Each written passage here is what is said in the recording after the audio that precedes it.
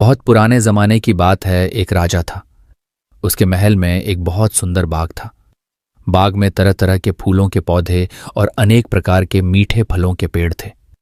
लेकिन इस बाग में सबसे आश्चर्यजनक चीज थी, एक सेब का पेड़ था जिसमें सोने के सेब लगते थे। राजा ने इस पेड़ की देखभाल का खास इंतजाम कर रखा था।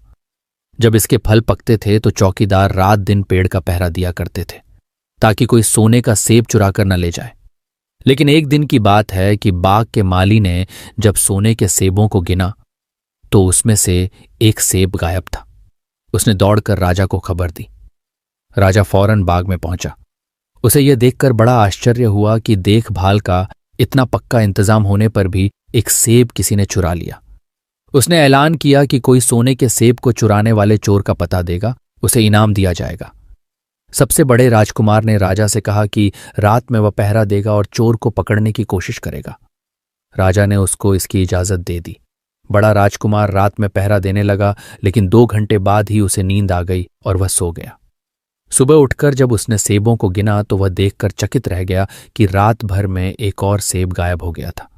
इसके बाद दूसरी रात को मंझले राजकुमार ने पहरा देने का काम संभाला। उसे भी नींद आ गई और तीसरा सेब चोरी हो गया। राजा बहुत चिंतित था। दरबारियों की भी समझ में नहीं आ रहा था कि क्या किया जाए। सब लोग उदास बैठे थे कि इतने में सबसे छोटा राजकुमार आया और उसने कहा कि आज की रात मैं पहरा दूंगा और चोर को पकड़ूंगा। राजा इस राजकुमार से खुश नहीं रहता था।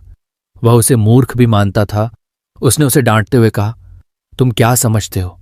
क्या तुम्हें इसमें सफलता मिलेगी? तुमसे बड़े और तुमसे ज्यादा समझदार दोनों राजकुमार इस काम में असफल हो चुके हैं। तुम जाओ, अपना काम करो। लेकिन छोटा राजकुमार नहीं माना। उसने राजा से प्रार्थना की कि उसे एक मौका जरूर दिया जाए।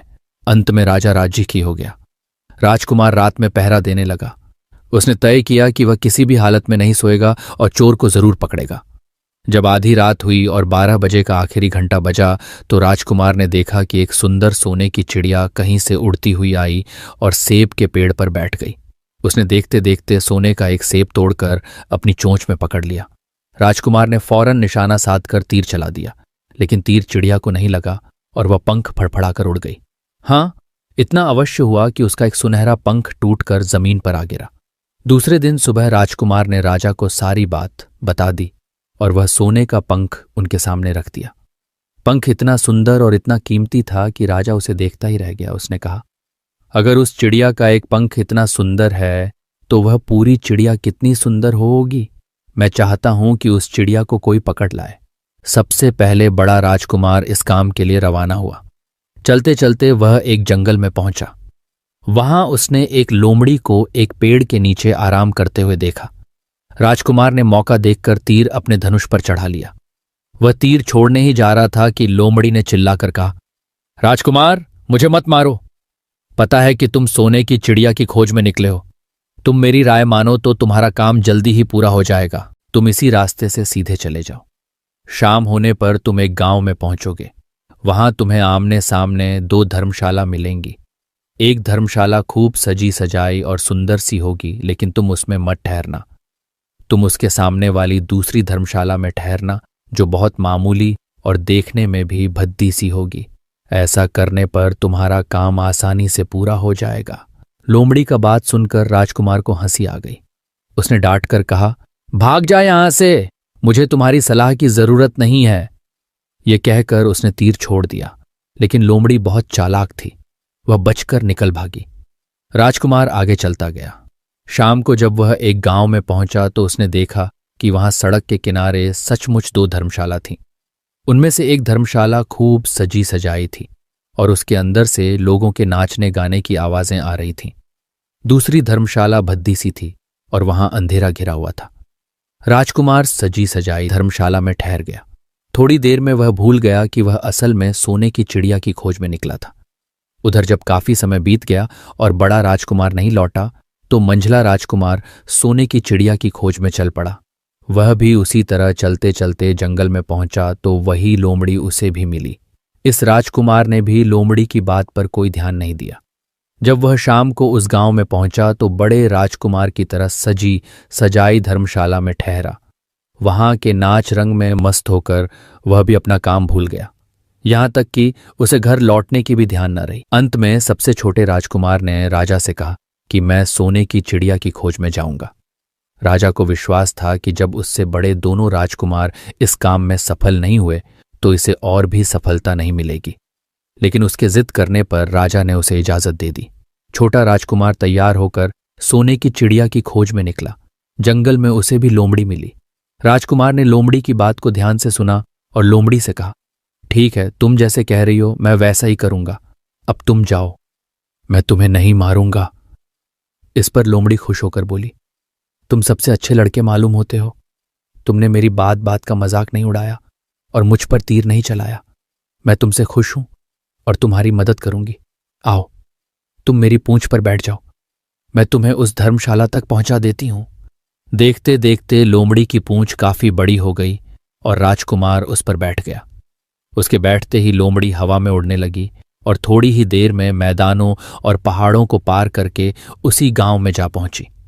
राजकुमार ने उसकी सलाह को मानकर छोटी और पुरानी धर्मशाला में ही डेरा डाल दिया। वह दूसरी सजी सजाई धर्मशाला से दूर ही रहा। दूसरे दिन सुबह उठकर जब वह आगे बढ़ा तो कुछ दूर चलने पर उसे वह लोमड़ी फिर से रास्ते में मिल गई। लोमड़ी ने उससे कहा, अब मैं तुम्हें बताती हूं कि आगे तुम्हें क्या करना चाहिए। तुम सीधे चलो। आगे चलने पर तुम्हें एक बहुत बड़ा किला मिलेगा जिस पर सिपाही लोग पहरा दे रहे होंगे। तुम सिपाहियों से डरना मत और सीधे अंदर चले जाना, क्योंकि वे इस समय सो रहे होंगे। तुम बेधड़क होकर किले में घुसते चले जाना और उनके कमरों को पार करते हुए उस जगह पहुंच जाना जहां लकड़ी के एक मामूली से पिंजरे में सोने की चिड़िया बंद है। तुम चिड़िया को पिंजरे सहित उठाकर किले से बाहर ले आना। चिड़िया के पिंजरे के पास ही एक बहुत सुंदर सा सोने का पिंजरा भी रखा होगा। तुम भूलकर भी चिड़िया को उस पिंजरे में मत रखना, मगर तुम उसे लकड़ी के पिंजरे में से निकालकर सोने के पिंजरे में रखने की कोशिश करोगे तो बाद में पछताओगे। यह कहकर लोमड़ी ने राजकुमार को फिर से अपनी पूंछ पर बिठाया और थोड़ी ही देर में उसको किले के पास पहुंचा दिया। राजकुमार ने किले का पास जाकर देखा कि सचमुच उसके पहरेदार सो रहे थे। वह बिना डरे सीधा महल में घुस गया और थोड़ी ही देर बाद वह उस कमरे में जा पहुंचा जहां सोने की चिड़िया एक पिंजरे में बैठी हुई थी। पिंजरे के पास ही सोने के 3 सेब पड़े हुए थे। इन सेबों को देखकर राजकुमार ने फौरन पहचान लिया कि ये सेब उसके पिता के बाग के ही थे। सोने की चिड़िया इतनी सुंदर थी कि राजकुमार उसको देखता ही रह गया। वह उसको उठाकर लाने ही वाला था कि उसकी नजर पास ही पड़े एक सुंदर से पिंजड़े पर पड़ी। वह पिंजड़ा बहुत सुंदर था और उसमें तरह तरह के कीमती पत्थर जड़े हुए थे। सोने की चिड़िया के लिए वही पिंजरा ठीक मालूम पड़ता था। राजकुमार लोमड़ी की बात को भूल गया और उसने सोने की चिड़िया को लकड़ी के पिंजरे से निकालकर सोने के पिंजरे में बंद कर दिया। लेकिन नए पिंजरे में आते ही चिड़िया ने खूब जोर जोर से शोर मचाना शुरू कर दिया। राजकुमार पिंजरे को उठाकर कमरे से बाहर भी नहीं निकल पाया था कि बहुत से सिपाही कमरे में घुस आए और उन्होंने राजकुमार को पकड़ लिया। अब राजकुमार को अपनी भूल का पता चला। उसे याद आया कि लोमड़ी ने उससे क्या कहा था, लेकिन अब क्या हो सकता था। सिपाही उसे खींचते हुए राजा के दरबार में ले गए। राजा के पूछने पर राजकुमार ने सारी बात कह सुनाई। राजा बोला, तुम मेरे महल में चोरी करने के लिए घुसे थे। मैं तुमको माफ नहीं कर सकता। तुम्हें फांसी की सजा दी जाएगी, लेकिन मैं तुम्हें एक मौका देता हूं। अगर तुम मेरे लिए सोने का घोड़ा ला दो तो मैं न सिर्फ तुम्हें छोड़ दूंगा बल्कि सोने की चिड़िया भी तुमको दे दूंगा। राजकुमार को अपनी जान बचाने के लिए राजा की शर्त माननी पड़ी। अब वह सोने के घोड़े की तलाश में निकला। किले के बाहर जाने पर उसने देखा कि लोमड़ी का उसका इंतजार कर रही है। उसने लोमड़ी को सारी बातें बताईं। लोमड़ी ने निराश होते हुए कहा, मैं अब तुम्हारी कोई मदद नहीं करूंगी। तुमने मेरे कहने के अनुसार नहीं किया। मैंने जिस तरह से कहा था, अगर तुम उस तरह से काम करते तो इस मुसीबत में नहीं फंसते और सोने की चिड़िया तुम्हें मिल जाती। राजकुमार बोला, इस बार मुझे माफ कर दो, मुझसे गलती हो गई। मेरा काम तुम्हारी सहायता के बिना नहीं चलेगा। मुझे राजा ने सोने का घोड़ा लाने के लिए कहा है, वरना वह मुझे फांसी पर चढ़ा देगा। लोमड़ी ने कहा, अखैर मैं तुम्हें माफ करती हूं। अब तुम ऐसा करो कि मेरी पूंछ पर बैठकर सीधे चले चलो। कुछ दूर जाने पर तुम्हें एक दूसरा किला मिलेगा। उसी किले की घुड़साल में तुम्हें सोने का घोड़ा बंधा हुआ मिलेगा। महल के नौकर चाकर सब सो रहे होंगे। तुम चुपचाप जाना और घोड़े को खोल लेना। लेकिन एक बात याद रखना, वहां घोड़े के पास ही घोड़े पर कसने के लिए 2 जीनें रखी होंगी। उसमें से एक तो पुरानी चमड़े की जीन होगी और दूसरी सोने की जीन होगी। तुम सोने की जीन को छूना भी मत और उस घोड़े पर पुरानी चमड़े की जीन को कसकर सवार हो जाना और उसे दौड़ते हुए किले से बाहर चले आना। राजकुमार ने वादा किया कि वह ठीक ठीक वैसा ही करेगा। लोमड़ी ने उसको अपनी पूंछ पर बैठाया और कुछ ही देर में वह उसे ले किले के पास जा पहुंची।